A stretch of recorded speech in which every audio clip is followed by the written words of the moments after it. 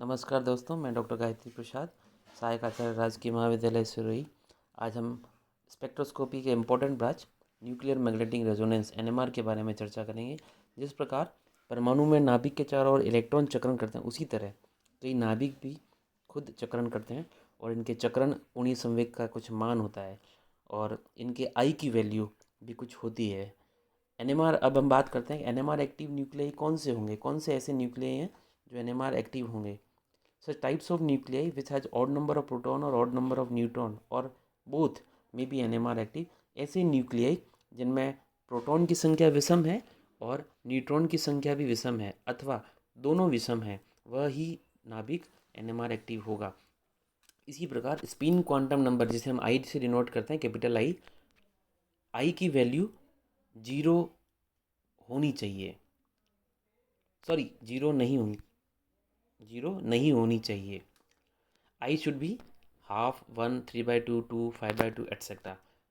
I must not be equal to zero नहीं। अगर किसी के आई की वैल्यू, किसी नाभिक के आई की वैल्यू जीरो है तो वह एनएमआर एक्टिव नहीं होगा। कुछ टर्म्स हैं जो एनएमआर एक्टिव न्यूक्लियाई के लिए ज़रूरी हैं। जिस प्रकार हम बात करें लाइट की, तो लाइट रेडियो फ्रिक्वेंसी रीजन की लाइट होगी, वही हम यूज़ करेंगे एनएमआर एक्टिव के लिए, एनएमआर स्पेक्ट्रम में यूज़ करने के लिए। एंड कुछ टर्म्स हैं इम्पॉर्टेंट जो एनएमआर स्पेक्ट्रम के लिए इम्पॉर्टेंट है, जैसे number of signal in A spectrum. Number of signal किसी स्पेक्ट्रम में ये इंडिकेट करता है कि इसके अंदर कितने प्रकार के प्रोटॉन हैं या इक्विवेलेंट प्रोटॉन के सेट्स कितने हैं। फॉर एग्जांपल हम बात करें प्रोपेन की, CH3, CH2, CH3, इसमें CH3 दोनों टर्मिनल पोजीशन पे हैं। ये 6 प्रोटॉन जो एक ही प्रकार के हैं, इक्विवेलेंट हैं, ये हमें एक सिग्नल देंगे। और CH2 जो बीच वाला है, इसके 2 प्रोटॉन हैं, ये हमें एक सिग्नल देंगे। तो ये प्रोपेन के अंदर NMR के, NMR के हमें 2 सिग्नल प्राप्त होंगे। तो ये बताते हैं, जितने नंबर ऑफ सिग्नल्स होंगे वो ये बताते हैं कि इतने प्रकार के हमारे पास प्रोटॉन हैं। दूसरा है पीक की हाइट।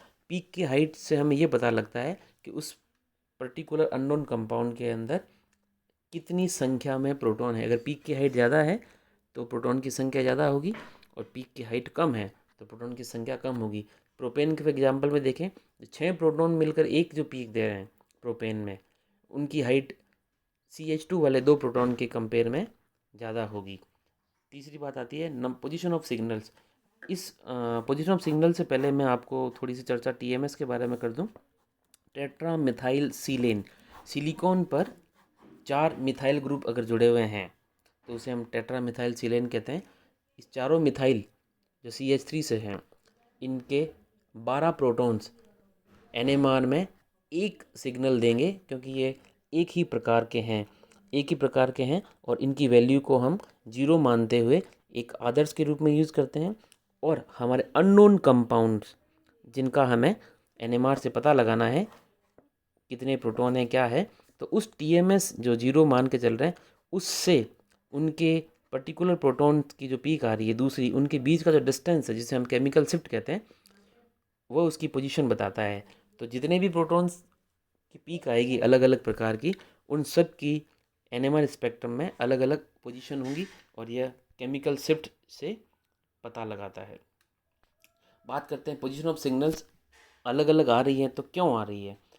तो ये साइंटिस्ट ने पता लगाया, बताया कि अगर TMS से दूर है किसी पर्टिकुलर प्रोटॉन का सिग्नल या पीक, या TMS के पास है, तो 2 पोजीशन हो सकती है।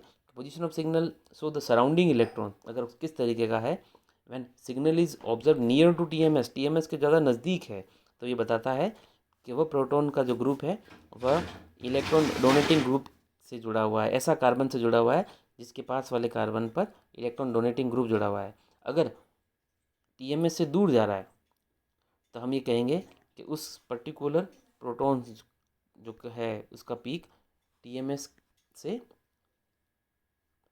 उस TMS के पास में आ रही है या दूर आ रही है, तो वो डिपेंड करता है विड्रॉइंग ग्रुप से जुड़ा हुआ है या इलेक्ट्रॉनिक डोनेटिंग या विड्रॉइंग ग्रुप से जुड़ा हुआ है। स्प्लिटिंग ऑफ सिग्नल्स की बात करें तो हमें